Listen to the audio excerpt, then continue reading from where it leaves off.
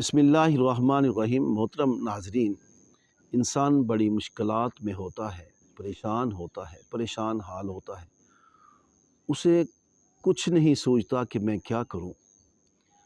اگر کامیابی چاہتا ہے، مشکل کو حل کروانا چاہتا ہے تو اسے استغفار پڑھنا چاہیے، اور اللہ کے رسول صلی اللہ علیہ وآلہ وسلم کی ایک مسنون حدیث ہے، استغفر اللہ و اتوب الیہ، اس کا ورد اسے دن میں کم از کم 100 مرتبہ کرنا چاہیے۔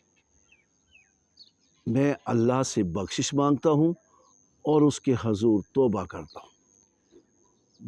جو بندہ مومن یہ استغفار کرے گا، اللہ تعالیٰ اس کی دنیا میں بھی آسانی پیدا کرے گا اور اخروی زندگی میں اسے کامیابی عطا فرمائے گا، اور اس کے پڑھنے سے انسان کو آسانیاں ملتی ہیں، مشکلات حل ہوتی ہیں، اللہ اور اس کا رسول راضی ہوتا ہے، دنیا کی زندگی بھی کامیابی سے گزرتی ہے اور آخرت کی زندگی میں نجات ملتی ہے، جنت الفردوس میں انسان کا اللہ تعالیٰ عطا فرماتا ہے۔ آخر دعوانا الحمدللہ رب العالمین۔